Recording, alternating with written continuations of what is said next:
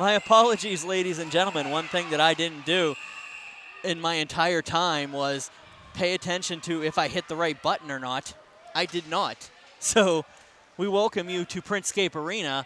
11:08 remaining in the first period. 0-0 is your score. You haven't missed any of the action here. Now, once again, I do apologize. I'm looking around like we're waiting for Pittsburgh Hockey Digest. And whenever you're rushed up against after an overtime game like that, kind of happens. And I'm here with Dave Fryer. The only thing you missed was we explained the entire playoff scenario. We just went over the entire playoff scenario. And we had all the answers to everything that could possibly happen. And we know what's going to happen. We predicted it, and now we got to repeat it. The breakout players of the year that I liked from the year and all that stuff is McQuaid battles along the boards. And we are here live. I apologize, guys. And just to catch you up, and I'll just give you the shorthand here. Canon-McMillan needs a win. Win secures 4th place for Canon-McMillan. Loss. Canon-McMillan finishes 7th as the tiebreaker goes to Seneca Valley, and they will face Upper St. Clair again next year. So that's what's on line here. Basically, nothing can happen with Upper St. Clair. Upper St. Clair can only play Canon-McMillan or Seneca Valley in the first round. If you missed our first game, Peters Township defeated Cathedral Prep in overtime, meaning Peters Township got the 3rd seed. Cathedral Prep and Pine Richland are down to tiebreaker of penalties and minutes if Pine Richland wins. So Pine Richland has the tiebreaker over both Canon-McMillan and Seneca Valley. So that series will be scheduled, very important with how it plays out. So I can't believe I did that, but we'll go ahead and get it. It'll be Jake Fisher in net for Upper St. Clair. On the opposite side, it's Mario Iafrate. And I think we caught you up pretty much as far as we could with everything that's going on. Fairfull behind the net, backing around. And cleared out, it'll be Geinzer in the corner. You only got to laugh at yourself if you don't make sure that you do everything you're supposed to do. Yeah, one scoring play was Christian Trache had a roughing minor that went uneventful. Upper St. Clair had a couple looks at the net, but no big scoring chance. So we're 0-0 with the clock ticking under 10 minutes here to go. 9:47 left to play. So nothing on the ice of substance yet either. Here comes Geinzer, shoot, score! Mitchell Geinzer gets his 21st goal of the season, 47th point, leading Upper St. Clair, and it's 1-0 Panthers. That goal comes at 9:41 of the first period. We had been talking about Geinzer, and before we went live here, I was about to say about him that, Brian, you were involved in the All-Star selections, and we all kind of looked at each other, I think, in the All-Star selection process and said, where'd this kid come from? Yeah. We knew he had a good year, but all of a sudden he was way up in the scoring mix, and he's only gone even faster up the list. He leads AAA in scoring, I believe, now, correct? Yeah, I'll check into that. I believe that is true. But also another player, looking at lineage of players that have done that in the past. Things in my mind from the recent years. Of course, a couple years ago, was Mitchell Fuchs did that with Shaler. He came out of nowhere and had a terrific season in his junior and senior year. And then, of course, recently, he's done it a couple times, but Mount Lebanon, what was his, just slipping my mind, last year's captain. Went to Trenton. Yeah, I know you're talking about. Just was talking about him yesterday, and of course now we're need the name and they don't have it. And he's going to be mad at me because he's probably paying attention to something going on here. But he's, they've just definitely been able to do that. And they're picked up by Garver, dumped around the net. And how about Trevor is the first name? No. No, that was 2 years ago. That was 2 years ago for them.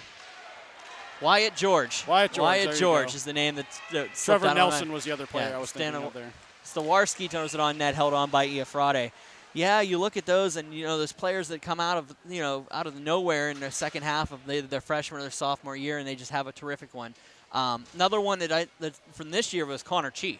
For sure. Connor Chee from North Allegheny definitely turned a lot of heads as the season progressed. Absolutely. And you get those feel-good stories and these players that build up, and you look at a guy like Mitchell Geinzer, and Devin Rorick is no slouch, and you're leading the scoring over him. Right, Devin Rourke was the guy coming into this year, and he's lived up to that. It's not taking anything away from Devin. Yeah. He's been a tremendous player, but in terms of what Geinzer does, he kind of came out of the fog, and here he is right there at the top of the list. The question you had coming into the year was Anthony Carone leaving to go to the Penn's Elite and play for the full season for them instead of playing for Upper St. Clair. And, okay, you move into AAA, so now your big gun, one of your big guns is not going to be on the team, but you bring in this Geinzer, and he's the next man up mentality there. And that's the way it works. So we got an interference call coming off the faceoff here. The puck dropped and no one really won it, and was sitting between some feet, and Canon-McMillan player, looks like it's going to be, I can't catch the name yet. Lebrano came in and just threw a check on the player. Now the puck is there, but it's a face-off situation, so that is interference. Right. Canon-McMillan isn't happy about it, and understandably so, but in terms of the rules of the game, that's one you got to call because you can't have face-offs turning into lacrosse style. Oh, absolutely. Nothing wrong with lacrosse style, but this isn't lacrosse. So nope. That'll It's put on the other side of the rink here, on the other side of the wall behind us. With 8:41 to play in the first period, that'll put Upper St. Clair on their second power play of the night, leading 1-0. And they'll step into the dot. Hendry will wait to the right, to the left of Iafrate. Woomer will step in with Price. Wait, nope. What are they doing here? Ford. Logan Ford's going to go out. They're going to switch out their forwards. Ford and Rip will come out. And that's one of these just managing the game situations. Canon-McMillan got mad. Coaches were kind of debating the call. And they didn't make the forward line change. The referees are in the best Logan interest Ford. to change. Logan Ford's going to pick it up, go the other way. Big pick by Geinzer from behind, and Geinzer will just take it back into the zone. He has ball behind him. Geinzer takes it to his own blue line, waits for it, skates back. For a nice pick by Ford, who just takes it back into the corner. Not a lot of help. Everybody staying around the blue line waiting for the help. Rip comes in, shot, save Fisher. Over to Abbott. Abbott shoots it behind the net. It's going to be picked up by Ball. Jacob Ball will carry it out to Devin Rourke. Rourke across the red, across the blue. Stick check by Rip. Separates momentarily. Rourke's going to take it across the cross. In front, PIHL gets a stick in the way. Sheary will take it on the half wall. Throws it across. Rourke doesn't get all of it, just goes short of the net. Sheary behind the net. Backing around. Shot by Rourke, high and wide, up for Geinzer at the point. Mitchell Geinzer over for Ball. Ball down for Rourke. Rourke for Geinzer. For Ball, back to Rourke after a shot by Sheary. Throws it through the slot. Woomer looks for a backhand, picked up by PIHL. Then he finds Sheary across the net, throws it on net. Iafrate will just bounce it up in the air off the stick, and it'll go out to the point after a block. And here comes PIHL. He's able to take it across the blue. Geinzer in front of him, finds Rip. Rip tries to separate, goes too far for the play, just burns a little bit more time. Shot on by Stanton. Rip opportunities there was interesting. Looked like he had the backhand, but he was already committed to making a move. But Fisher wasn't committed to Fisher was committed to the first half. He was still slow to the backhand side. If Rip would have taken that shot, he probably had a better chance. So when he pulled it forehand, Fisher was there waiting for him. Yeah, absolutely. I was distracted there for a second. I'm looking at the penalty boxes. They have Kyle Rourke in the penalty box right now. Yeah, the backup goaltender. Backup goaltender's in the penalty box. Not a lot of room sitting in on the garbage can. Yeah, not used to seeing that in a penalty box in the PIHL. Deeper benches in, and I think these are shorter benches. Deeper benches for the rosters, but I think these are shorter benches than normal than a lot of places. Yeah, it's the space behind more than anything. The benches are probably just about long enough. That's technically not allowed for the goaltender to be in there, but it's amateur hockey, so we adjust. Yes. But it's the depth. There's no place to sit behind the bench, so Rourke's just probably just trying to get out of the way. PIHL will take it out of the zone, pass it across, gets it over for Stanton. Stanton will dump it behind the net. Gossa will chase it down. Wuker. Okay, Gossa will get it up to Wuker. Skates out on the backhand for PIHL. And O'Donohue will just dump it around Fairfull, chase it down. O'Donohue throws it in front. Over for Wilcox. Wilcox. A nice little job by Wuker to keep that one by McQuaid out of the zone. Daly will wait and change for him. And here come the Panthers. Dumped in. Daly will battle with Iafrate behind the net. Pedro has a word with that. Thrown in front. Blocked down. Treckler will take it out of the zone. He has Price to his right. Back out Nice little pass on, just wide of the net by Abbott. Penalty coming up here on Upper St. Clair as soon as they touch. And a hooking that call, will be roughing call. I think it was the hit on the far wall over there. The drop pass was made, and then the hit was thrown a little late there, so I believe that was the penalty call. And that'll go against Upper St. Clair with 5:07 to go in the first period, and the Panthers leading 1-0. That was the first chance for Canon-McMillan to show what their power play has. I like the looks that Upper St. Clair had. They were particularly to Rourke looking for the near post on a couple one-timers or quick releases, and he just couldn't find it. So we'll give Canon-McMillan their opportunity to see what they're going to do. Geinzer wins the faceball back to Hardy, but it's going to be turned over to Canon-McMillan. Trottier will get it at the point. Looks for O'Donohue. We left for Garver. Danny Garver waits, throws it across. O'Donohue keeps it up. Buonamo tips it back out over for Trottier. Trottier top of the circle. Throws it across for Garver. Garver throws it on, tipped by Ford, but goes behind the net. Puts it on the backhand for Trottier. Put around for Garver. Garver at the left point. Waits for it, finds O'Donohue. O'Donohue skates the center point, throws it on net. Oh, tipped by Rip, goes wide. Back out for O'Donohue. Nice little pass there by Trottier, but it's going to go out of the zone. Sheary will chase it down, has to get through Garver first. Garver will go back into his own zone, carry it out, get a load of steams, and across the red, across the blue. Dumps it behind, looking for Ford. Logan Ford up for O'Donohue, back for Ford. Ford over for Trottier. Trottier back for Ford. For Garver. Garver shot, bounces around, finds its way over to Trottier. For O'Donohue, O'Donohue shoots, bounces around, Rip tries to throw it on, held on to by Fisher, and face-off coming up to the right. 40 ticks to go on the penalty. You kind of said it there. I think the theme of the Canon-McMillan power play is a tip by Rip, right? That's, oh, yeah. They're looking for him in the slot to get a stick on something, some cross-crease passes or some shots to the far post that may be to redirect back into the net. Yeah, it's one of those things you get a guy like Rip who has the quick release. That if he gets that tip and he gets the rebound back to him, he has an opportunity to get a quick shot also on that. So that's the guy you want in front of the net, especially with his hand and eye. Face off all the way back into the Canon-McMillan zone. They'll carry it behind. Price will carry it out and across the blue. He has PIHL to his right and Praisel all the way across. Back up to the point. Across for Stanton. Stanton shot just wide of the net. Price will chase it down. As Wilcox gets it over to Stanton. Stanton waits. Shot tip just wide of the net by PIHL. Had Fisher beat, but just couldn't direct it to the back of the net. Price falls down trying to collect it. Was able to recover. Maybe that falling was actually helped him out in getting to that puck in time. Wilcox chased it into the corner. Across and tipped out and cleared out of the zone. Abbott will come in, keeps it off the stick of Rourke and just dumps it back into the zone. Act down. PIHL battles, nice attempt hit there. We'll go for O'Brien. And here comes Canon-McMillan back into their own zone up with Praisel. Praisel passes it across and it's going to be nicely played there by Rowe. Rowe battles into the corner behind, but Woomer's going to have to take that one into the circle, loses it momentarily. O'Brien will just dump it out and picked up by Staworski. Down, Canon-McMillan for Alvarado, but Alvarado couldn't get to it. Dumped back in by the Panthers.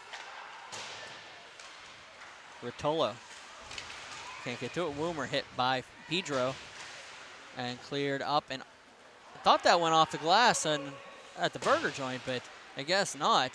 Rourke, I thought I heard it ding.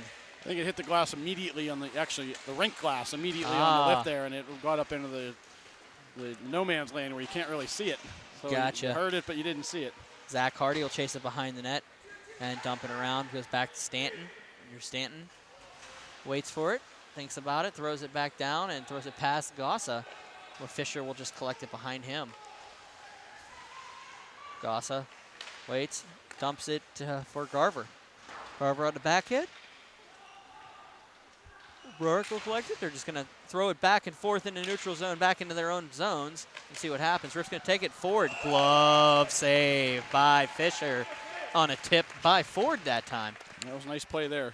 The physical game has certainly picked up. A couple hits and just kind of hits lead to hits and leads to more hits. And that kind of was necessary, I think, by Upper St. Clair because they seem to be on their heels a little bit after that penalty. Even though they killed it off successfully, they seem to be on their heels a little bit there.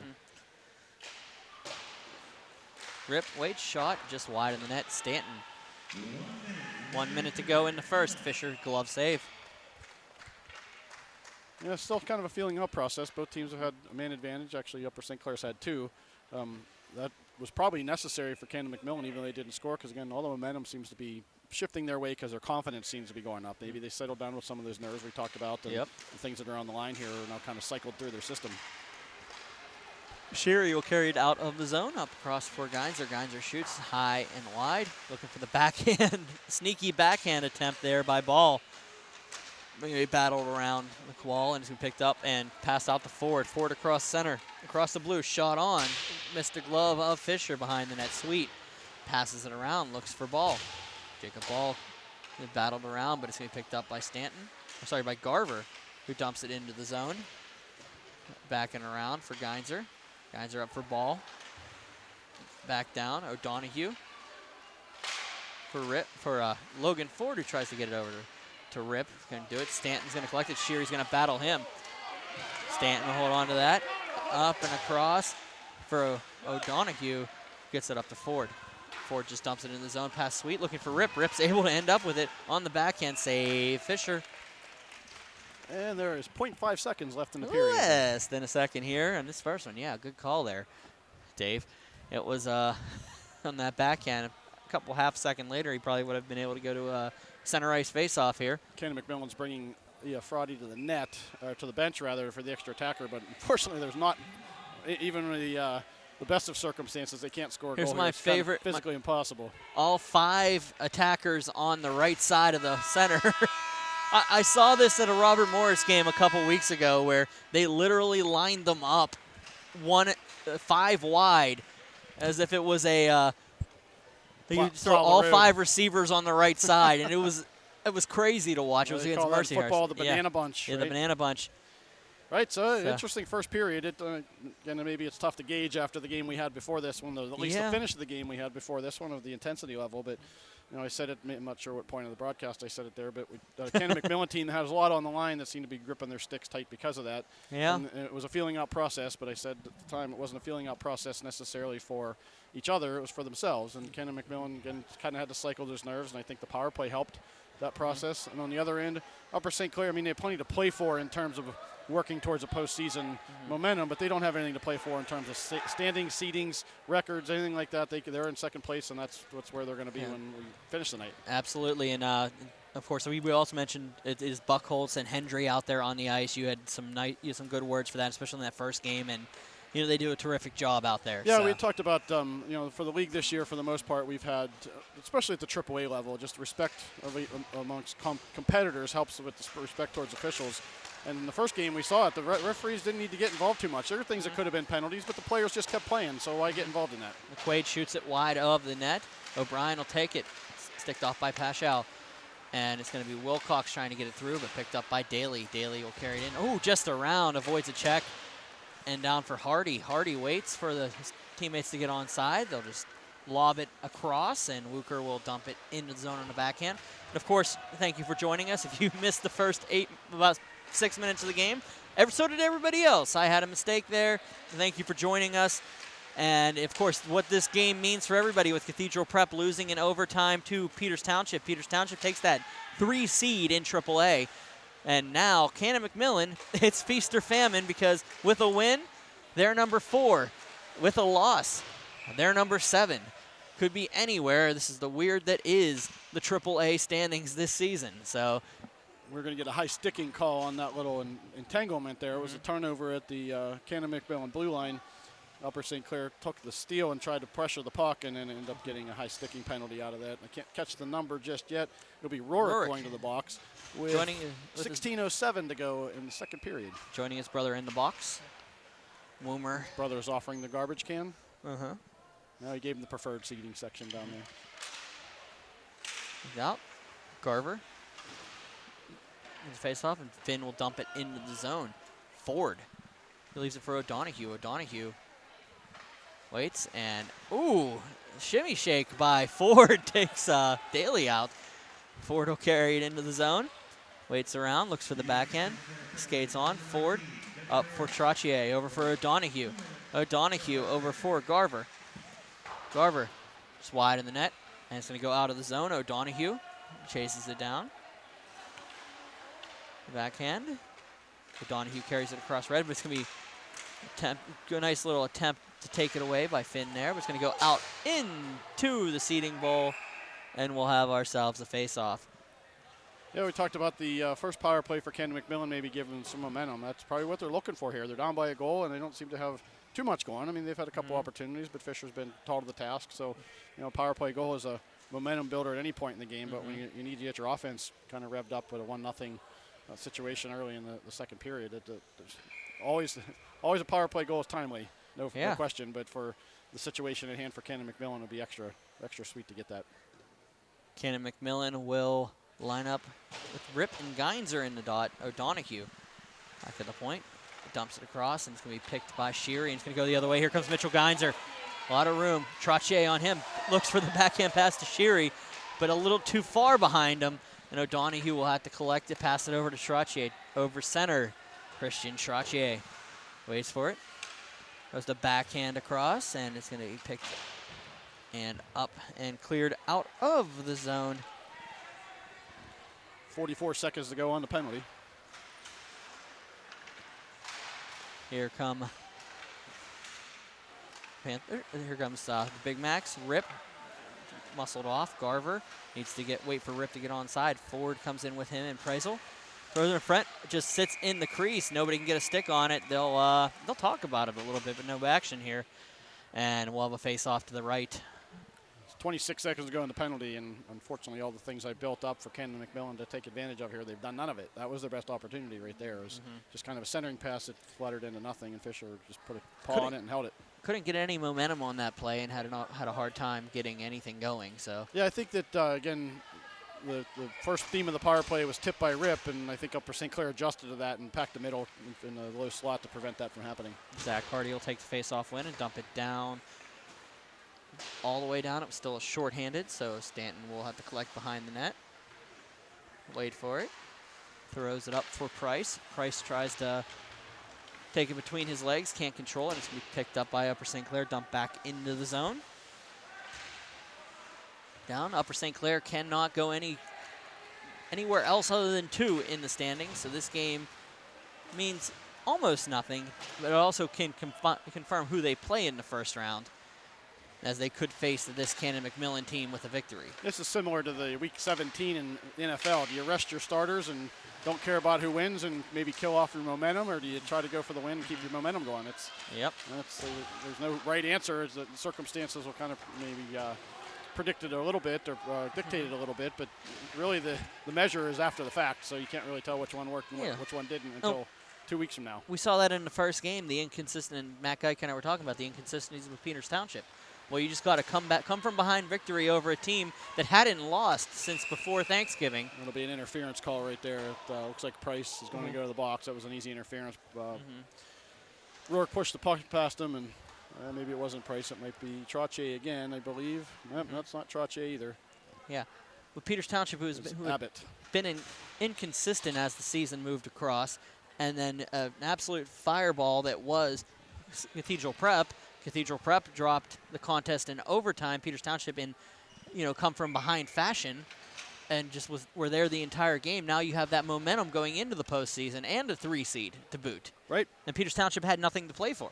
Yeah, Peters Township's shown. I mean, they look good. They look really good this year, but they have not been able to sustain it. Yeah. And even within that game alone, I don't think that was a very good first period at all by Peters Township. And then the third period into overtime, Cathedral Prep had no shots in overtime, so Peters Township controlled the play. O'Donohue will throw it back down for ball. Ball in the zone. Throws it up for Woomer. And Woomer just bounces off the Trottier's stick and out of play with, 12:57 remaining in the second period. Got to get down low to see the scoreboard here, do a little bunny hop.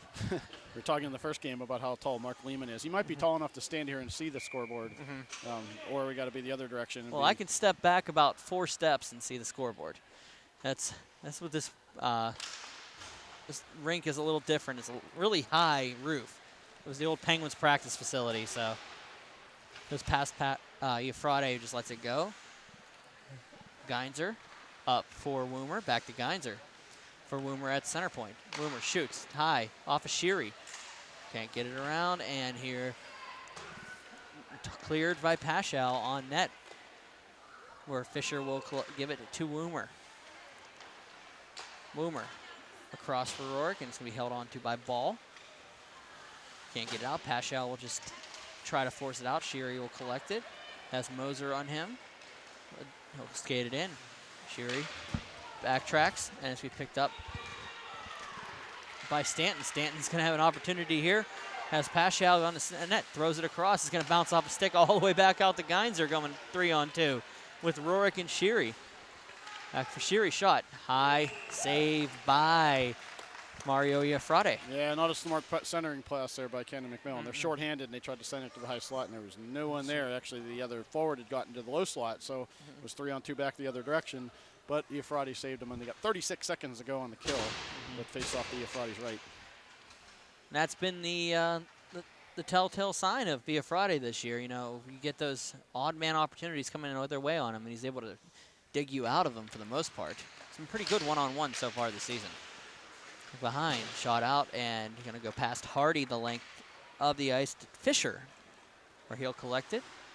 Leaves it for Sam Sweet. Sweet passes it out, and it's going to go up for O'Donoghue. O'Donoghue for Sweet. Waits for it. Backtracks, thinks about it. Up and around, Sweet. Over for Finn. Out, and here comes the Panthers. Shot by McQuaid, goes wide of the net.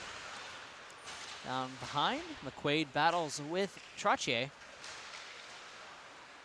Trottier has Finn on him. McQuaid comes in to help Finn. They'll dig a little bit. Price comes in, is able to collect the puck. Stick lift has a hard time with that, so he's just going to dump it down the length of the ice. Hardy will chase, but there is no chase in the PIHL. And icing is the call. Icing is automatic. There is no chase here. You don't get the opportunity to try to beat it out. You do the damage, you pay the crime there. So that is the better of the rules, especially for this level. The NHL maybe you don't need somebody to lose the edge of their skates. Sure, they're even at the skating NHL level, that rarely saves a legitimate icing from not being an icing. Happ will win the faceoff, passes it behind. Battle with Abbott. Back out to the point. Fairfull. Stowiowski throws a puck on net. Iafrate holds on to it. Face-off coming up to the left. Just to finish that thought about icing, is there's 2 referees out there. At the NHL level, they have the hybrid, and even in the NCAA level, they play that. But there's 4 referees on the ice, and 2 of them are linesmen that are responsible for just offsides and icing, so it's much easier to make that call. Yeah. When we've got 2 referees out there that are responsible for a lot of things, including penalties and goals, that's too much to take on. And then the players don't need to have that confusion of what that rule is either. And that's the other half of it. These referees have a lot on their workload. Like, systems of 3, systems of 4. It's split up a lot more. You're doing the work of 4 referees out there for the most part. Even the NHL, when they switched from 3 to 4, that took a lot of the workload off of the referee at the time because you were worried about those trailing penalties being, one set of eyes out on the ice and things going on. So, took a lot of the physical workload off the referee. Didn't take any workload off of him, but the physical, that's a big thing. Yeah. That now you can be in a better position to make a call. Rourke carries it in. Nice play there. Back down for Garver. Garver down, dumps it up for Gossa. Gossa will dump it in deep for Stanton. Throws it across for Rip. Rip on the backhand looking for Ford. Taken by Fairfull. Picked up by Rip going the other way. Has Gossa in front of Rip, shot just wide of the net. Looking for Abbott. Abbott gets it outside of the zone. Just throws it back in. Gossa will take it and passes it out for Sheary. Colton Sheary over for Rourke. Rourke waits, shot high and wide. Out from Geinzer. Geinzer throws it behind the net. Rourke battles off of Stanton. Rip can't get to it. Goes up for Geinzer. Geinzer gets it to Sweet. Geinzer over for Sheary. Couldn't keep it on his stick, and it's going to be picked up by Garver and dumped out of the zone. Sweet will have to collect it back into the zone. And here comes Rip the other way, picking it up on the fly. Rip waits for it, throws it across. Perfect pass, but couldn't get a stick on it, was Ford. And ball will come the other way across. 3-on-2. Geinzer and Sheary leaves it for Geinzer. Geinzer waits, cuts it in. Looks like he couldn't get the shot off, goes behind, looking for the wraparound, and it's going to be short in front of the net. It's going to bounce out. Referee's looking for it. It's actually inside the circle. Disappeared for a second there. Yeah. I'm not sure what happened because all of a sudden the puck appeared over in the circle. So yeah, it might have popped up in the air and gotten someone's body because yeah, I thought it might have been on the foot of the goaltender between the foot and the post. I thought he had a really good opportunity there on the wraparound. I actually thought there was a legit chance that was a goal. Yeah, Shari had 2 good chances before that. On one coming down the slot that Friday come way out and cut down the angle, forced the shot to go high, and then that one they just couldn't handle the pass. So Upper St. Clair's turned on a little bit here. The next goal is big in this hockey game, and they might recognize that situation. Face off one and cleared out of the zone. Canon-McMillan now on their heels. Upper St. Clair getting all the momentum here recently. Back behind. Hardy will chase it behind, battle around. And stick out of O'Brien's hand by Moser. Price coming in for the Prazel coming in for the big hit. He's going to go out of the zone, O'Donohue. But O'Donohue loses the puck. Sheary will battle him off. Ball. And Trottier will take it. O'Donohue hits Sheary a couple times. Here. We got a delay penalty coming up against Canon-McMillan. Frustration starting the jump over. And you're starting to see it a little bit out there. Yeah, it was a battle you were describing there. Ends up being a cross-checking call to Canon-McMillan with 8:04 to go. Reaching just about the halfway point in this hockey game, and still 1-0 Upper St. Clair. Yeah, again, we mentioned Upper St. Clair turning it on a little bit here. They kind of recognize if they can get the next goal, Canon-McMillan's struggling to generate offense tonight. So a 2-0 lead gives Upper St. Clair a lot of control over the hockey game and what they're going to pull off of, defensively as the game evolves here with their forecheck and their back check. Now they have an opportunity to go on the power play and maybe take that 2-goal lead. Absolutely. And you look at this Rourke shot right off the face-off and goes high and wide. Woomer battles along the boards with PIHL. Geinzer down for Sheary. Colton Sherry.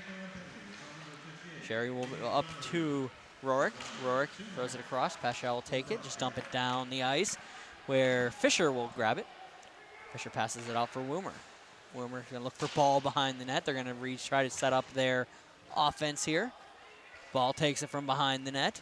They got to watch out for the first line by Canon-McMillan as Price and PIHL have been really good at the forecheck, keeping the opportunities low coming into the zone. And if you have an opportunity and see Rip and Ford out there, just know you make a mistake, they will make you pay.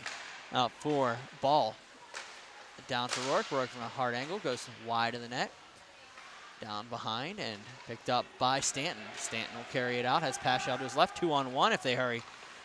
PIHL waits for it. Throws it across for Stanton. Shoots. Score! Yeah, shorthanded goal for Canon-McMillan. Blake Stanton. 52 to go on the penalty and 6:56 to go in the period. Looks like the backhand or the backdoor backhand pass got blocked, and it was almost to Canon-McMillan's advantage because that allowed the puck to be settled in basically a 2-on-0 situation.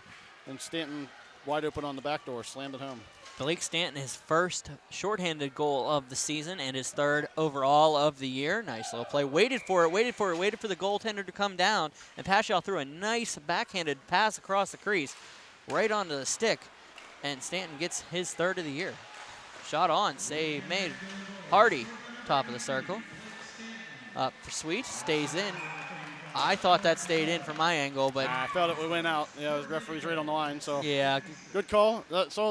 Just to finish the scoring play at the beginning, it was O'Donohue in the penalty box, and it was Stanton on the goal. And we talked about the opportunity. Upper St. Clair had to maybe take a 2-goal lead, and we didn't even get through the power play, and it's 1-1. Yep. And that's what I said. You have to watch the forecheckers for Canon-McMillan, and that's why you're seeing Upper St. Clair drop back and think about their play a couple extra times, because these forecheckers can turn that on you at any given time. I was talking about Rip and Ford, but it ended up being Stanton and PIHL who got them. Wooker will dump it down low. McQuaid throws it across, gloved by Iafrate.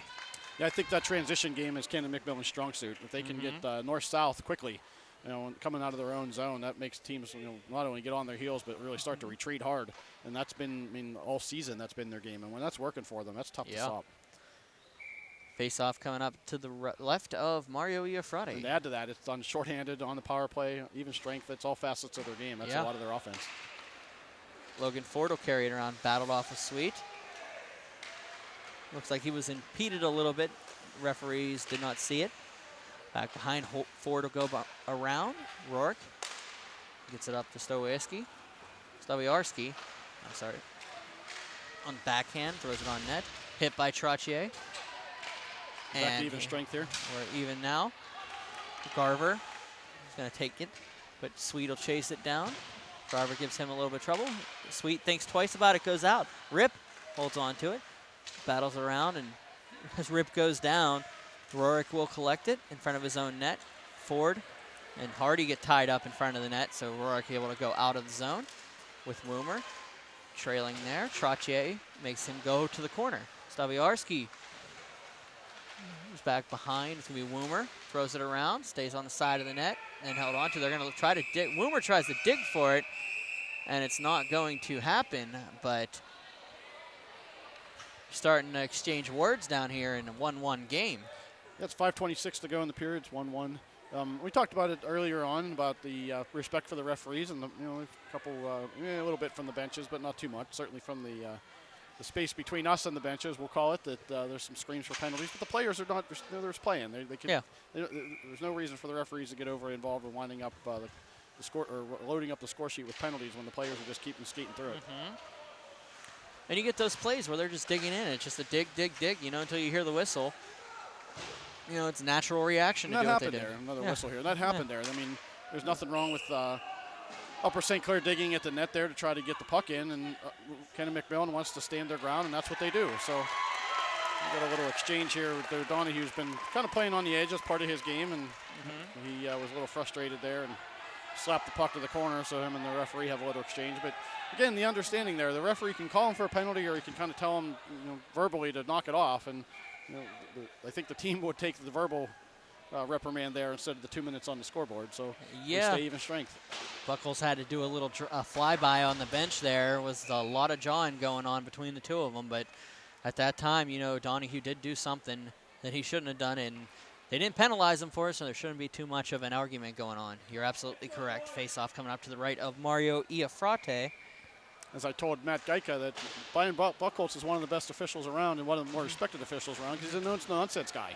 That was Buchholz there. He's just no nonsense. Let's just play the game. Don't get the garbage. Just shut up and play. Keep your head down and go. Here. Back around. Moser bounces it off of a skate. It's going to go to O'Donoghue's shot. Just sits behind the net. Price throws it in front. PIHL has a couple opportunities here. Back down for PIHL. It's hit by Gossa. And as we cleared out to Sheary, who makes his way around, but nice little play there to break it up. I believe that was by Stanton. Back out, cleared down, and Gossa will take it. Throws it back across. Ball takes a hit from Price in the neutral zone, but the puck will bounce out to Sheary. Stanton will just skate out, push it back into the Upper St. Clair zone, where Geinzer will have to take an outlet pass up for Ball. Ball into the zone. Ball across for Sheary. Sheary for Geinzer across, and here we go the other way. Stanton with an opportunity here, gets around Fairfield. Steps it in the zone. Price is going to shoot it on, just goes high and picked up by Stanton, throws it in front. That is going to be held on to. I would have been close to being called a hand pass there. Yeah, a little tense moment there where the whistle was going to blow or where the puck was going to fall in the net. But it harmlessly falls into the crease, if that's such a thing, and Fisher was able to gobble it up from there. Little shout out here for Upper St. Clair Ball. Jacob Ball is, kind of give him a little nickname. He's like the Super Bowl out there. He's just bouncing off people. He's doing all the little dirty work for that line, and he kind of runs the point on the power play. So he's a very versatile player, and seems to be a good team guy. Do anything it takes to win. Rux gets it over. Here comes Upper St. Clair, and out the other way. Woomer is going to chase it down, but it's going to go past him, and Buonamo has a hard time staying on his skates. And Sweet collects it, bounces it back out for Woomer. Woomer has Rourke, but he's going to pass it over for Finn. Finn muscled off And here we go. They'll battle along inside the neutral zone. Rowe throws it on, gloves wide. Same thing there. Two players just came together a couple times. You can call 2 penalties, you can call no penalties, and the players just kept skating, so why call anything? Absolutely. Back out for Rorik. Rorik skates around. Pedro hits him in the boards. They'll go down. They'll battle around. Alvarado will battle with Rorik, and they will get something here. A high stick, is that what they call it? Yeah, it was a follow-up. Everyone kind of separated there, and then Pedro kind of added one little shot. I think, no, maybe it wasn't Pedro. It's going to be Alvarado. Yeah, Alvarado again. It was definitely a high stick. And Buchholz again. Buchholz just no nonsense. He's telling the bench, hey, relax. It was a high stick. I don't think there was a debate from the player on that one. The bench didn't have a clear shot at it, but they saw a lot of the players coming together there. The referee's going to take that one. That's just a safety call with a high stick involved. Yeah, absolutely. And, they battle. He got a little extra into it. And at that point, you start warning. You can only warn so much before you call it. And then once you call it, you have to start keeping it consistent, because at this point, you're going to start, policing themselves, and you hate to see that situation at that point. And as you said about Buchholz, if you don't make that call, then what's next going to be allowed to go? So that's true. Yep. It's out for Rorik. Rorik, nice little play to keep it in. It wasn't I don't think that was a high stick. No, it wasn't a high stick. Back up for Woomer. Woomer passes it across. Ball. Throws it across for Geinzer. Geinzer back out for Woomer. Woomer for Ball. Throws down into the zone. Geinzer. Sit down, and it'll be Sheary passing it across for Ball. Up for Rorik. Devin Rorik for Ball. Woomer shot just wide. He missed by an inch or two on the outside of that post. Rorik on the half wall, getting across for Woomer. Nice pass to get it back to the center for Ball. Ball just throws it on, and it's be cleared out of the zone by Trottier. Fisher will collect it behind the net. Waits for it. 1 minute to go in the penalty. 1 minute. 1 minute to go in the power play here. As Woomer carries it into the zone. Woomer, it's lined up by O'Donoghue. O'Donoghue misses. The puck will be thrown back down. Geinzer chases it down into the circle to the right of Fisher. Geinzer skates around, fakes out Price. Looks get past PIHL. Over for Sweet. Sweet up for Rorik. Devin Rorik battles off with, I believe that is Abbott. Rorik muscles off Abbott, goes to the top of the slot. Shot on, bounces low, and it's going to be picked up and sent out to Hardy. Hardy looking for the center, throws to Sweet, saved by Iafrate. Face off going up to the left of Mario Iafrate with we got 1:05 to go in the period, 11 seconds to go on the penalty. I really like the look of the Upper St. Clair power play. There's a couple lefties out there, a couple righties out there, and it's kind of like soccer style. They're just going to move the puck across, kind of playing east to west and opening up space, and if there's not space on the right, they'll bomb it across the ice and kind of try to set up on that side and see if they can get Canon-McMillan shuffling out of position. And they have some shooters, and they're quick on loose pucks when they don't get the first shot off. They did a great job creating that power play with what they have here. You got a lot of very fast-moving forwards and defensemen out there. A good pairing. You said rights and lefts, and they just all have pretty high IQs when it comes to the play. They know where they need to be. McQuaid will come in. He'll battle off. Finn goes around, but it's going to be picked up by Garver and out to Rip. Oh, that's Garver. That's Garver. And he gets held by, I believe that's Hardy. And it'll be a holding call against Zach Hardy. Yeah, that was probably one where Garver's trying to attack the net, and he realizes the puck is off his stick, and he keeps coming, and his drive to the net comes a little bit later on his feet, and Hardy just stayed with him. I think Hardy still thought he had the puck, and kind of maybe not necessarily equal combatants and pulling each other down there, but Hardy was involved in it, so Hardy gets the penalty for holding. As we're in 35.4 seconds, yeah. 35.4 to go of the period. 1-1 is your score here, and what's on the line? Well, Canon-McMillan. It's all on the line for them. It's either they are the 4 seed with a win or the 7 seed with a loss. So, indeed, again. Well, unless it goes to overtime, then we have a whole different ball game there. That's the only way that they'll pass up by Seneca Valley. So they get an overtime point at minimum. They will finish. They could finish 6th. So that just crossed my mind. Remember how we talk about it 1,000 times, and it takes the 1,001st time to get it right. Trottier brings it in. Alfaro Donahue. Hand pass. That's what they're going to call. Face-off coming up in front of the South Point Amateur Hockey Association sign. Down to 5.7 seconds to go in the period with a neutral zone face-off. And the lonely advertising on the board, the only advertisement on the board. That's interesting.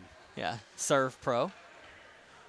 Face-off won in by Garver. Garver tried to take it in, was going to get bounce off for Geinzer. Geinzer will just throw it back and held on to, and that'll be the end of the second period. Good play by O'Brien there. Everyone kind of got lax off the face-off except for Rip, and I think Rip or Garver, one of the two, tried to drive the puck through and get into the zone, and O'Brien stood him up and said, no, we're not going to do that. We're going to get to the end of the period here at 1-1. All right, we will be back momentarily for the third period here. I'm Brian Mitchell. This is Berg Hockey Live. We'll talk a little bit more scenarios here momentarily.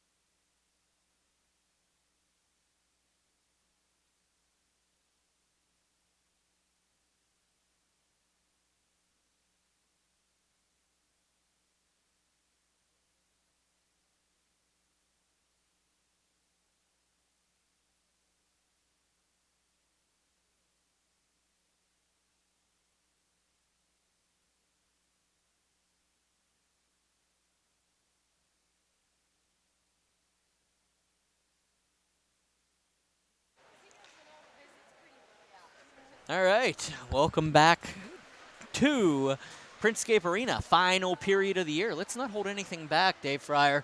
It is a important period for Canon-McMillan. Canon-McMillan, 1 point will take them out of the 7th spot. We did decide, we figured that out during break. As an overtime point will get them above, say, at least the Seneca Valley Raiders. And if Pine Richland were to lose to Bethel Park tomorrow, also moves them above Pine Richland too for the 5 seed. So. Yeah, I'm more of a win-loss kind of guy. I don't like the extra point for the loss. It's my stance on that is that the games should all, especially when you only play a 20-game season, they should all be worth the same number of points, whether they're all worth 3 or they're all worth 2. But that's a possibility like we had last game. The last game was worth 3 points because Cathedral Prep came away with a point despite losing the hockey game. So all of the tiebreaker scenarios and the standing scenarios get further diluted by the extra point that come into play here. So this score does remain tied, regardless of what the outcome is. If it goes to overtime, both teams have a point to work off of there. For Upper St. Clair, that's meaningless, although I think that maybe there's a little part of them that wants to tie North Allegheny for first, even if the tiebreaker doesn't go in their favor. But in terms of accumulating the right number of points. But for Canon-McMillan, I mean, the emotions have been kind of up and down for them, as we talked about earlier. Maybe they were a little bit tentative and tight on their sticks in the first period, and then kind of got a little bit loose as the first power play happened, and then a couple penalties that they maybe didn't agree with, maybe got their emotions a little bit too raw. But going back to the locker room could be all the difference here, and now we got a third period to figure it out. Well, yeah, we talked about it a little bit before my slip up and not hitting the button of starting the broadcast on time. So, but we did discuss it a little bit of, Upper St. Clair coming in as a, just saying they wanted to come up. They voluntarily rose to AAA this season, and, the Panthers, second place, there's no shame in their game this year. And if you tie the number 1 team and you're tied 1 with a loss and a tiebreaker, is nothing to shake a stick at this point. That is an awesome season so far that occurred for Upper St. Clair. So as we move along, they're playing for probably, you're right, probably that is going to be on their minds. So held on to by Fisher. It's going to roll behind it. It's going to be score! Canon-McMillan! Josh Rip on the backhand. Talk about tip by Rip. And I don't know if he got a piece of the first one, but Fisher had a little bit of trouble with it, and Fisher was digging in front of him looking for it. And Rip was right there on the doorstep, right on his face, and trying not to touch him. Then the puck actually opened up to the right of Fisher, and Rip reached over on the backhand over top of Fisher's head and shoveled it into the net for a power play goal. We were talking about it in the thing. Mitchell Geinzer basically clinched up the AAA scoring title. Rip's going to need, I think, what did we say, 12 or 13 to be able to tie him at this point. Or 7 or 8, I think, is what it ended up being. Yeah, he got 1. Yeah, he got 1 to start that run, but Rorick's the closest one that has any games left. But I think you said something about value of the goals. Like he had 6 shorthanded goals this season. Yes, that was the difference. 6 shorthanded goals for Geinzer this season. That's unheard of. That's an awesome stat. You look at that and moving to AAA for your first season here. Level, yeah, absolutely. Yeah. So Woomer's going to step in here with Rip to the left of Iafrate. Canon-McMillan up 2-1 here. Stanton to throw it down, looking for Ford.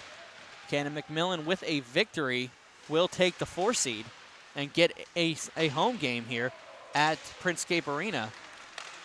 And Garver carries it in, dumps it deep, in and around. And that's based off of what Pine Richland does tomorrow, on Thursday, of course.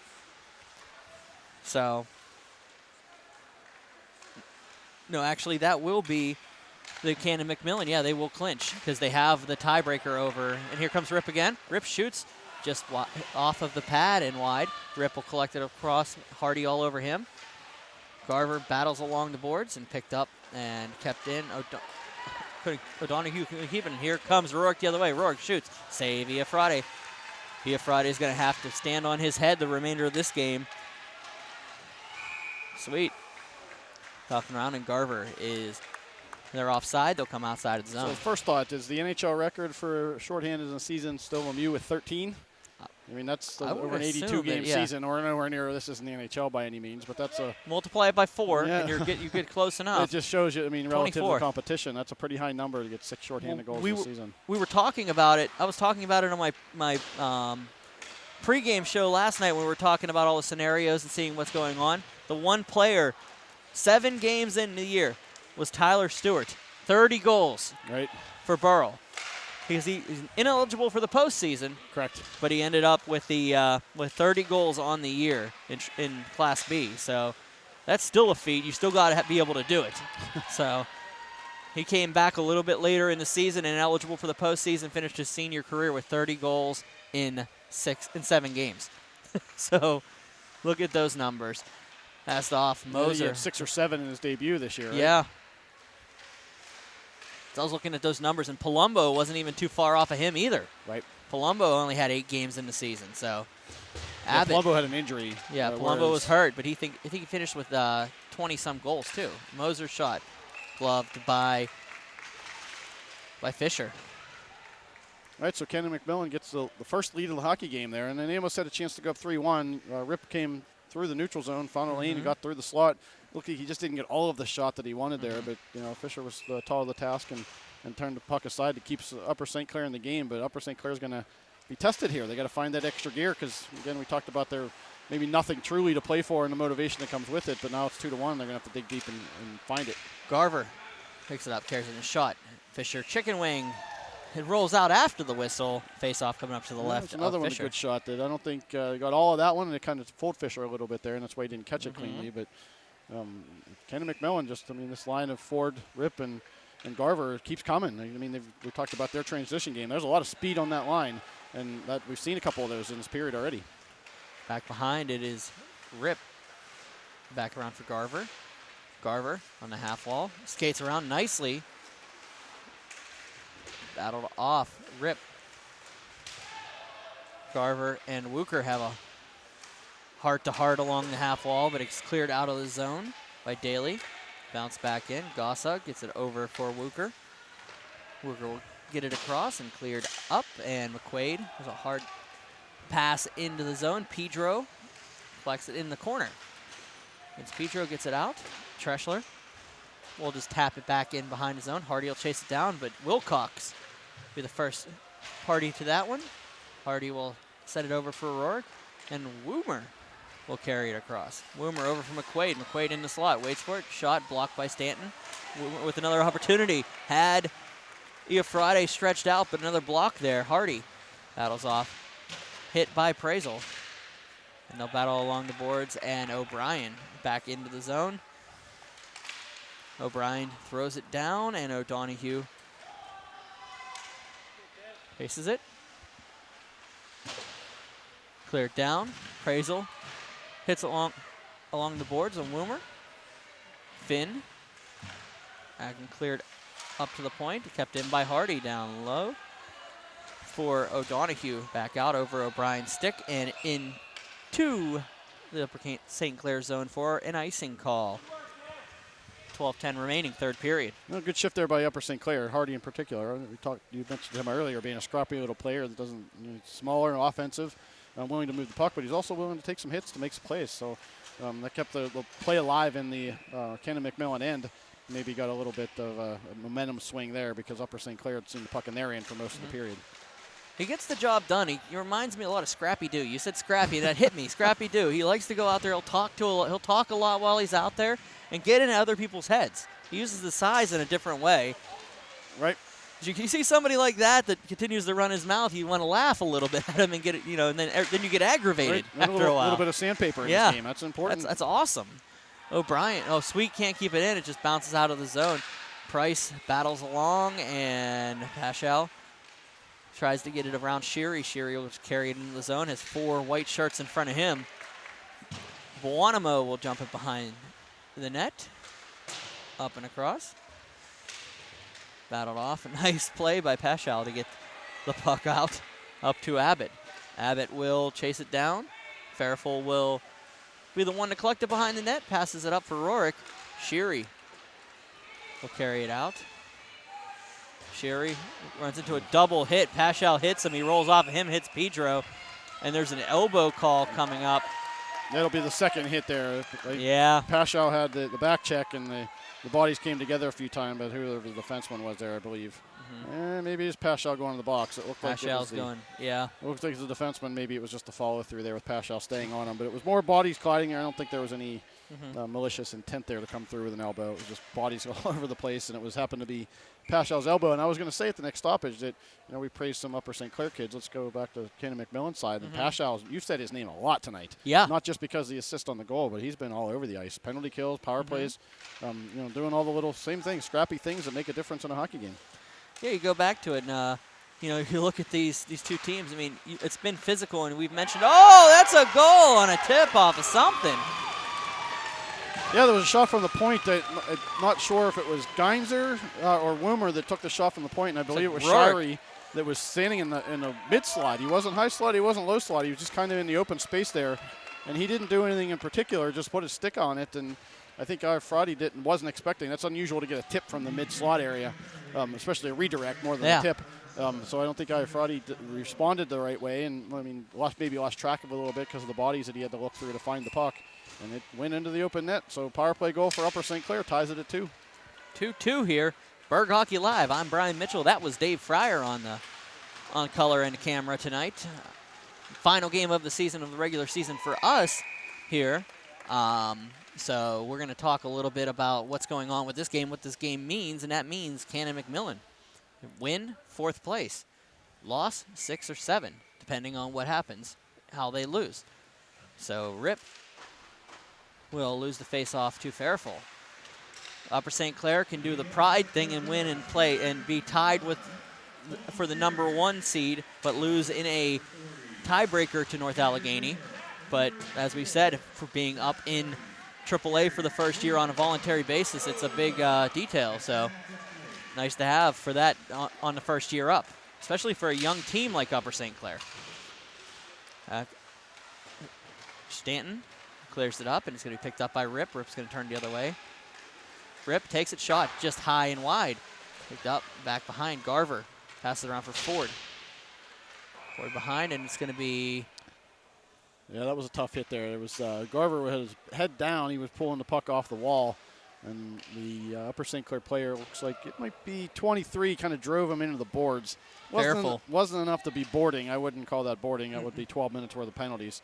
Elbowing's probably the right call there because he used the upper part of his arm, I believe, just to kind of drive him into the boards. Garver didn't go down, but it's just that, again, we talked about the safety call earlier with the high stick. Same thing there. Yeah, Fairfield is only his 3rd penalty of the season, so he's a clean player. Like Upper St. Clair, I'm looking down the list. There aren't as many. They haven't taken too many minors here. I don't have the stats in front of me, but probably one of the more least penalized teams out there. They've just done it the right way this year. Stanton up along the boards. O'Donohue across. Moser. Sorry, that's not Moser. That's Garver. Dumps it across. Going to pick up to Stanton. Back up to Garver. Garver, top of the circle. Shot blocked by Sheary. Sheary going to try to go the other way. Picked up by Garver after a nice stick check by Stanton. Garver's going to bring it in. Round O'Brien. Garver into the corner. Waits. Battled off by O'Brien. O'Brien is going to try to stick it out. And picked up. Ford tries to come in and help. It drags the defender away. Garver comes in. O'Donohue with an opportunity, but it's last second knocked away by Upper St. Clair, and it'll go all the way back down. Friday will grab it and hand it off to be grabbed by Ford. Ford looks for Garver. Garver in front of his own bench. Garver across the blue line, top of the circle. Daniel Garver back out to the point for Stanton. Stanton, shot, high, wide, tipped across a couple times. Down for O'Donohue, who just ill-advised pass across the blue line. And no call on that play. The Peanut Gallery's looking for a call there. Yeah, that's one that it could be a penalty if the puck is near there, but there was no advantage gain. Why put a team in the box for 2 minutes when it was really irrelevant to the game? Rip with the shot, save. Back down and cleared out of the zone. Stanton. 24 seconds to go on the penalty. Collects it, gets it up for Rip. Rip passes it across for Ford for O'Donohue. Ford, shot, high, wide. Back down, sweet, out of the zone for Pedro. Pedro down for Iafrate. Back behind. Cleared up and turned over. Finn throws it across for McQuaid, but it's going to go behind him. Ford will collect it, dump it all the way down the ice for an icing call. The penalty's over there. If I'm Canon-McMillan, I think there's one really legitimate adjustment they need to make. They've had a couple of these north-south plays where they have the Upper St. Clair defenders backing in, so they get to the high slot and have a shot to take there, and they look kind of threatening until they let go of the shot, and it goes about 6 feet high and wide. That just needs to be a shot on goal. When you're tied in a particular situation like this and need a goal, you can't get it by missing the net by that much. Absolutely. Face-off won by Canon-McMillan. Out, PIHL will carry it in across the blue line. Shot, glove by Fisher. Yeah, that's exactly what you're looking for there. Get the puck to the net. You're hoping maybe not to hit the glove with it. And Fisher kind of just calmly grabbed that one out of the air, but that's a way different look than the puck going off the glass behind him. Flip the script from the icing. Now you have the face-off inside your own offensive zone here. So Moser looks like he'll step in with Geinzer. Moser wins the face-off. Good win against Geinzer. Cross back for Sheary. Sheary, always elusive. Sheary, Colton Sheary. It seems like he's always in the right place at the right time and available for that breakout pass. He seems to be thinking just a step or two ahead of everyone else, especially when his team gets a puck. He's reacting right away to a transition. Up for PIHL, over for Moser. Moser has Abbott to his right. Shot on by Moser. Going to go bounce out. Ball will just dump it back behind for O'Brien. O'Brien passes it around. Looks for Sheary. Back up. And we'll go out of the zone for Abbott. Abbott will just dump it back on. And that offside's on net, I believe is what the call is there. That so sure was. Face-off will come clear back down. Call it intentional. Yep, that's a gray area of the rule book that just kind of evolves into anything on net is a whistle. The rule is that if you cause a whistle during a delayed offside situation, it's supposed to be automatic. If you force a whistle, that is, and anything on net is a whistle. So those rules aren't clear, but they kind of merge into each other and bring that face-off all the way back. Face-off one forward by Canon-McMillan all the way back into the Upper St. Clair zone. Picked around. O'Donohue lines up Woomer, just bounces off of him. Had Rourke going across. Rourke shot on. Pass through Iafrate. Cleared down and out. Fairfull will chase it. Fairfull takes it for Wilcox. Woomer. Cross for Rourke. Rourke around. Picked up by Canon-McMillan, who dumps it across for Prazel.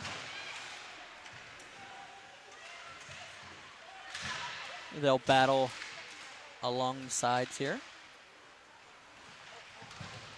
Woomer, shot on, save. Down, Stanton behind.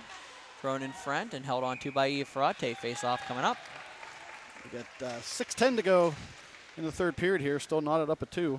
One thing I'll add on to the heap here, we've been piling on to the playoff heap. Let me throw this on there. I think there's only a handful of teams, if any, if even that many, that have true home ice advantage, because we're not traveling to new rinks and new places, but Canon-McMillan is probably one of them. I would say the Cathedral Prep would be one because of the distance. That's the travel.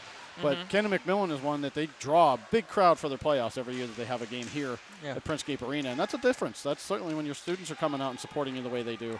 That's something they would certainly should be adding to their motivation list. And that's what's on the line here if they were able to get the victory here today. And that will be a home game in that first round right here at Princegate Arena.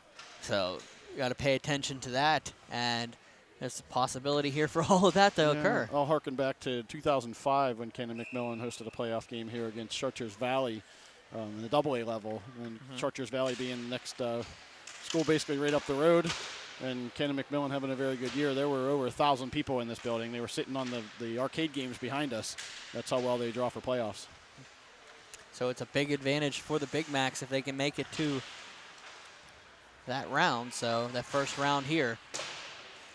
So, because I mean, at 7 seed, you're going to go to Ice Castle at that point. The 6 seed, well, I don't know if they can get the 6 seed. They can get the 4 seed. They can get the 6 seed with an overtime loss and a Pine Richland win.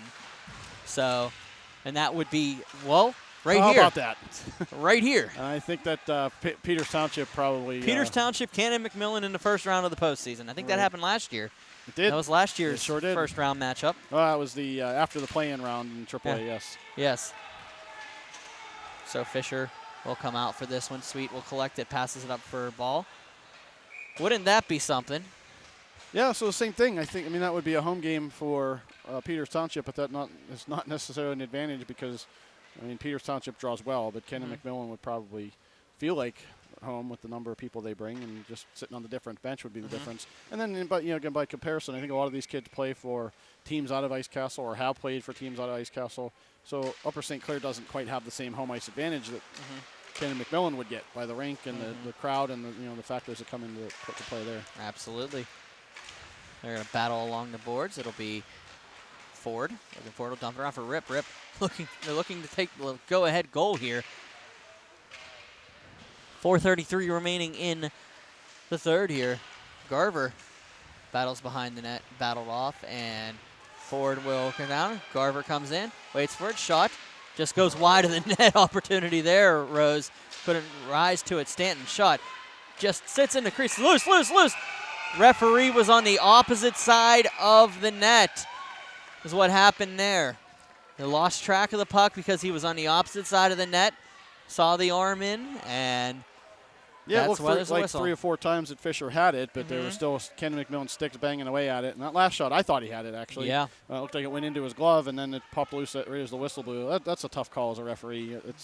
The rule is when you lose sight of the puck to blow the whistle, but I mean you naturally lose sight of the puck when you're trying to look through the goalie to find it. Yeah. But you still got to give it a chance. But you don't want to get in a situation where you don't blow the whistle and everything kind of comes to a head where they're piling on top of each other and the goaltender's on the bottom of the pile. So no harm, no foul, because that puck never actually went in the net. Canon-McMillan kept whacking at it, but even when the whistle blew, they took a couple swipes and didn't get it.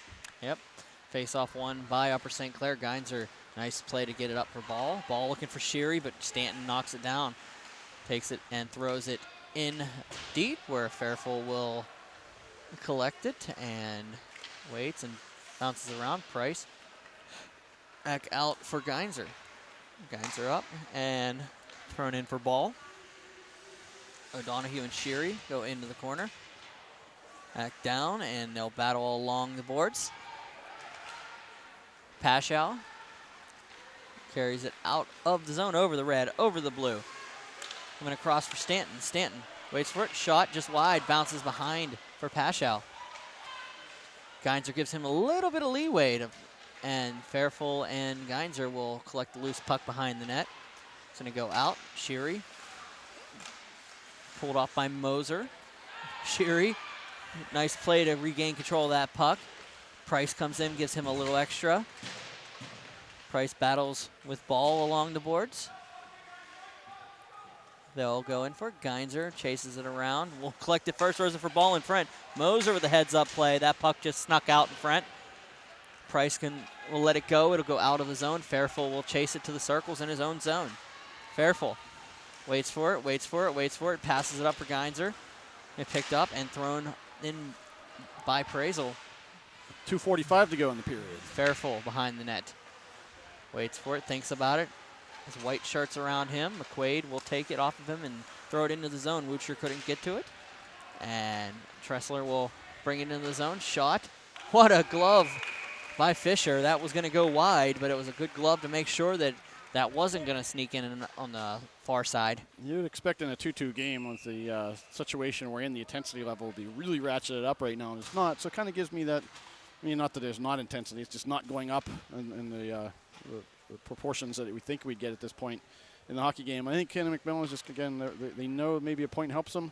They may be content with that and then come on strong. I mean, I think that the lineup that Canon-McMillan has, the 3-on-3, is probably just like mouth-watering to them with the speed and the transition that they play, because that's what 3-on-3 is all about, is forcing a turnover and coming back quickly and forcing 2-on-1s and 3-on-2s in the overtime. But we still have 2:29 to go before we get to that point. So there's a timeout here. I didn't catch who called the timeout. I would say. Well, that answers our question. In the offensive zone. I would have guessed that going on there. Yeah, you talk about this 3-on-3. I watched Upper St. Clair against Mount Lebanon a couple weeks ago, and they're electric. You got these two lineups. You can put any 3 combinations out there. 3 or 4 deep, and it could really make a difference. They both Right. have very good puck-moving defensemen. They have forwards that can play both sides, that play well on both ends of the rink. So Right. I mean, you got Rip, Garver, Ford with the speed. Stanton's a guy that we've mentioned a couple times tonight. And PIHL, we talked about him. Stanton has the goal on a short-handed goal that came in Right. 2-on-9. I mean, that's the kind of guy that fits really well into the 3-on-3 because it's not all about offense. It's about forcing. I mean, you're going to face odd man situations and even 2-on-2 rushes. If you got a guy like Stanton that can play defense and then automatically turn the puck the other direction into offense, that's very beneficial to overtime. But let's let this 2:29 play out first before we get ahead of ourselves. Oh, absolutely. We're not doing that there, Dave. I've been doing that all night. Well, I've been saying that about the letting things play out in the standings, and we're going to see how this one goes. Rorik battles behind, but it's going to go over to Stanton. Stanton's going to bounce it out. It's going to go to Sweet. Shot on net. Short of the net, picked up, and it's going to go out and picked up by Garver, who sneaks in behind it. He has Ford to his right. Rip at center. Shot. Glove save by Fisher. Fisher is about as cool as a cucumber in the net all night. I mean, even that was a 3-on-1 that kind of developed, not a clean 3-on-1, but it kind of developed into a 3-on-1. And I didn't see Fisher act any differently than he's acted when he came over the line 5-on-5. He just stood his ground and made the glove save. Yeah, cool as a cucumber. You gotta love to see that in a young goaltender. Geinzer will step in with Rip, and he's sound too. Positionally sound is what I've noticed about Jake Fisher. Yeah, you don't so see a far lot this of those season. scrambling situations where he has to make a first save and then really try hard to recover for the second one. He either does a good job at controlling his rebounds or he doesn't get out of position when he has one. Ford puts it up for Rip. Rip will carry it into the zone. Rip waits around, battles behind for Hardy. Rip is going to be able to, Garver's going to get back to Rip. Rip's going to carry it behind the net. Waits for it. For Geinzer out to Stanton. Stanton waits for it, shoots, looks for that tip off of Garver. Garver jumps and lets it go behind. It's going to bounce around for Ball. Ball's going to give it over to Geinzer, who passes around for Sheary. Once again, eludes and brings it into the zone. Sheary skates around, opens up a little bit of space, but it's going to go to O'Donohue. O'Donohue waits for it, dumps it out for Garver. 1:05 remaining in regulation. Garver's going to carry it in. Waits for it, gets down under Rorik. Rorik takes him to the ground, but in a clean kind of way, and back out, and it'll be Canon-McMillan trying to stop Devin Rorik. Rorik looking for Sheary. O'Donohue battles around, and it's going to go behind Rorik. Wait for it. Rorik shoots. Save made by Frade. Abbott up for Ford. Ford will just dump it down the ice. Fairfull will let it go. And they're going to call an icing here. Yeah, that wasn't what Ford meant to do. As soon as he let it go, you kind of see the reaction on him is that he meant to get that out of the zone, just a little bit of a fire drill play, but got a little bit too much on it. Got it in the air more than anything, and it went by the defenseman in the air, which has to go for icing. 34.8 seconds remaining in regulation. Woomer will step in to the left of Iafrate. Woomer battles around for Rourke. Back down, dumped on. Iafrate will hold on to it. And what it means right now, if they can hold out, they'll be at least the 6th seed. They can't be the 7th seed. Yeah, that's a good point, too. I mean, that point's worth value because, again, no matter what the outcome of this game, you don't see Upper St. Clair. You don't see Upper St. Clair if you get that 1 point. Rip. Back down. Pedro. Battle with Rourke. Pedro waiting for it. Rourke. Battles around. Rip. Pedro goes into the boards with him. 12 seconds to go. 12 to go. Fairfull. Shot just wide. It's going to go clear around. Finn throws it behind for Woomer. Woomer has Rourke skating around. Makes it up to Fairfull. Fairfull shoots. Blocked. Out to the point. Sweet. And that will do for regulation. We'll go to an overtime once again in our AAA doubleheader. And what that means is we just said it. Canon-McMillan can finish no worse than 6th now with a point. They will pass Seneca Valley in points. They're waiting on Pine Richland, but with a victory still here today, will be the 4 seed. So they still have the 4 seed outstanding. Right. Your play on words has been good tonight. We talked about not even intentional. The tip by Rip, power play look, and you said that the AAA double. You have a AAA double overtime double header here. Not double overtime, AAA double header with double overtimes. And like we said, Upper St. Clair playing for pride here. If they can come in on a voluntary basis and be elevated to AAA and tie the #1 team, that's another thing, you know. Lose the tiebreaker, of course. But so you look out here, you put Geinzer, Sheary, and Hardy out there against Rip, Ford, and Garver. It's like the All-Star game. We are playing 3-on-3 here. This should be a lot of fun here. It'll be Geinzer behind the net with Rip. Ford bouncing out for Hardy. Hardy, the point, passes it back behind. It'll be Geinzer. Geinzer waits, shot, high and wide. He's going to bounce around, looks for Hardy. Hardy, that center is going to take it back into his own zone. Think about it for a second. Possession is the key here in the overtime period. Hardy passing out for Geinzer. Nice play to pick it up on the fly. Geinzer brings it in. Nice, beautiful play by Garver to break that one up. Sheary gets it up for Geinzer. Geinzer throws it around. Hardy looked for the tip in front, couldn't get to it. Garver turns the other way, has Rip. Rip holds up, gets Hardy in front of him. Garver brings it in on his own. On shot, just wide of the net. Rip back behind, bounces around, and up for Sheary.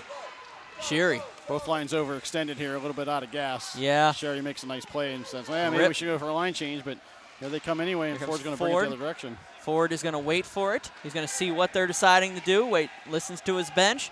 They're going to switch out Rip, bring out Wilcox. Going to come up, and it's going to find Wilcox on the fly. Nice play there. Switch out. Wilcox shot. Save made by Fisher. Yeah, Face Fisher just a step off his angle there, I thought, and it wasn't in the end because Wilcox was a righty shot coming down the right wing, so Fisher took that step to the short side to make sure he wasn't going to beat him to that side there. But interesting, I mean, you don't see 3-on-3 in the playoffs, but, man, it would be quite exciting if you did. Interesting that Canon-McMillan put 3 forwards out to start the overtime. Yeah. Wilcox loses the face-off, but it's going to go back to Sweet. Sweet, turnover. And Stanton couldn't hold on to it. It's going to bounce back out to Sweet. Going to go to Woomer. Woomer coming out 2-on-1 here with O'Donoghue. Woomer shot off the post. Stanton's going to pick it up and turn the other way. Has Sweet in front of him. Rourke on his right. Stanton comes in.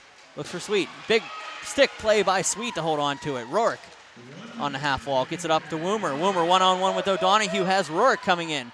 Woomer waits, shot, bounce off, rebound, just goes wide of the net. Wilcox deflects it out. Rourke collects it, takes it out of the zone, tries to reset, has Sweet behind him, and they're going to be switching up Woomer, and here comes Geinzer. Rourke skates in, looks for Stanton, he's going to bounce around. Rourke makes it through all of them. O'Donoghue, good play by O'Donoghue. Back and behind, and here comes Wilcox the other way with Sweet in front of him. Wilcox, Sweet loses the puck here. Geinzer will collect it, back behind and hold on to it. O'Donoghue battles him off. It's going to go back for Geinzer. Geinzer. 20 seconds to go. 20 seconds to go. Geinzer just going to slow play it, possibly looking for the shootout here. Sweet passes it up for Geinzer, trying to set up the play for one last rush here. Sheary carries it out into the zone. Sheary back for Geinzer. Geinzer back and held on to. And on and held on to. And Garver going to come the other way. One. That's it. We're going to a shootout. It all comes down to a shootout here at Printscape Arena. They couldn't contain him for 54 minutes, so we're going to go for shooters here. I'm not sure that Canon-McMillan actually got a shot there in overtime. They had a chance. Garver had a nice play coming in the net, but a couple of good saves by Fraudy on the left side here. I think that, again, the 3-on-3 is interesting. I think Canon-McMillan knows they got the point. They need the second point. That's why they put 3 forwards out there. The single point helped them, and they got it. They're not going to lose that point now. So going all out for that extra point kind of came into play there. Garver will be the first shooter for Canon-McMillan. They elect to shoot first. Put the pressure on Upper St. Clair. Garver lines up, looks at Fisher. Fisher at the top of his crease. Be a 3-man shootout. Hendry talks to him. Buckholz blows the whistle, and here we go. Garver carries it into the zone. Top of the circle. Garver waits, shoots. Backhand scores. 1-0 Canon-McMillan in the shootout. Nice little play there. I think he's seen that Fisher is very focused, puck focused. We talked about the good positioning he had, and Garver tried to the fake coming across to the right. Devin Rourke. And Fisher stayed square to the puck, and that gave Garver the opportunity to go quick back to the backhand and flip it into the open net. Devin Rourke steps in. Picks up the puck, carries it across the blue line. Rourke to the top of the circles, waits for it. Play, shot high and wide. After one round, 1-0 Canon-McMillan.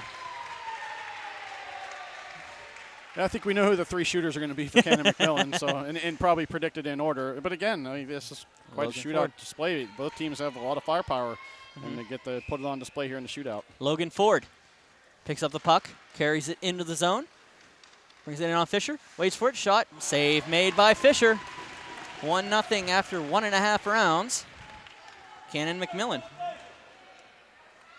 Colton Sherry will step in. Will step onto the ice, take a look. Buckholz will back off. Hendry blows the whistle, and here we go.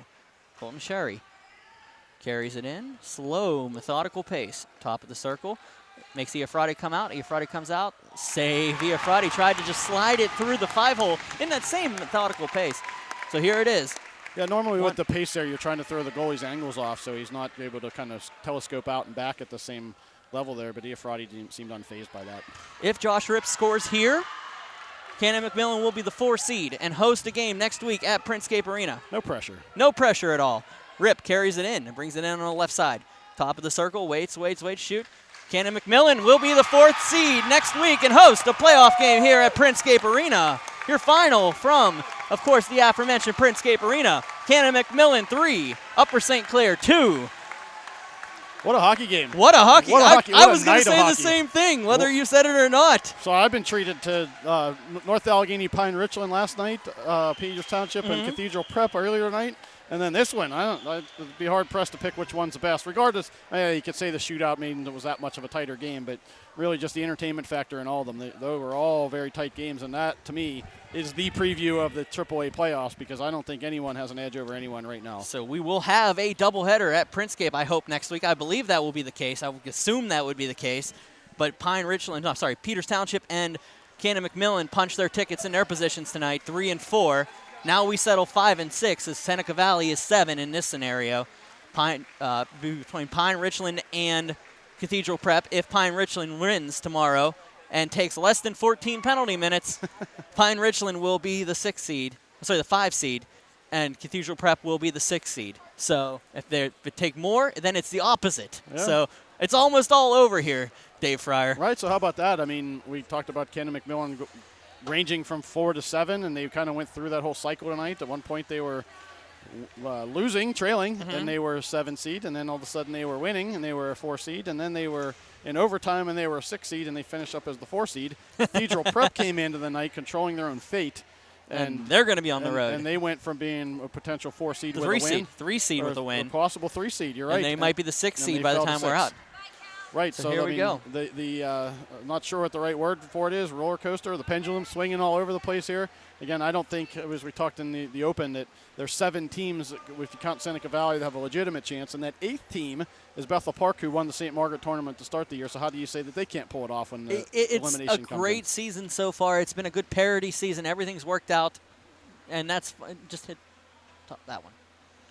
It's been a good parody in the season. We're still working the camera here. It kind of got shut off there for a second. But it was good parody this season in the PIHL. I think I saw that around the league especially, and it's been good to follow it along. It's been great. And I want to say from my standpoint, I come into this, we had no clue of a possibility of doing broadcasting. I want to say this to you. Thank you for allowing us to bring this to you. Hopefully we can continue. We don't know what the future brings for any of us at this point, but we'll see what happens. I thank everybody for watching this regular season, all the action. And thank you to you guys, too. I mean, this is what it's all about. It's a grassroots level hockey. We're here to be a community. We're here to play with kids and let them develop as human beings, and this is all part of the entertainment for them. They get to go home. I mean, if I'm Upper St. Clair, I'm worried about a playoff game, and if I'm Canon-McMillan, I'm worried about a playoff game. But you can't tell me that some of these kids aren't going to dial up berghockey.com tonight and check out the video and see some of the action that we saw here on display. So, thank you to you guys for your coverage this year. We're not done. No. And we're not done by any means. It only gets better from here, and my expectation is that it's going to be anyone's ball game in the playoffs, and any night anyone can win, and I'm going to predict this is a bold prediction. I'm not a predicting kind of guy, but we're going to see overtimes in the playoffs because of the matchups that we have. I'm looking forward to it. I'm not looking forward to it. I don't know. I've got enough time off that I can call off if I really needed to, so I'm not worried about it. Dave Fryer, I thank you again for everything. Thank you for joining me tonight. Everybody out there, really thank you for watching everything that we do. We appreciate every one of you. So with that being said, for the final time in the regular season, I am Brian Mitchell. This was Berg Hockey Live. I thank Matt Geica for coming on earlier. I thank Dave Fryer for helping me out today. Postseason coming up. I'll see you in the rink. Take care, guys.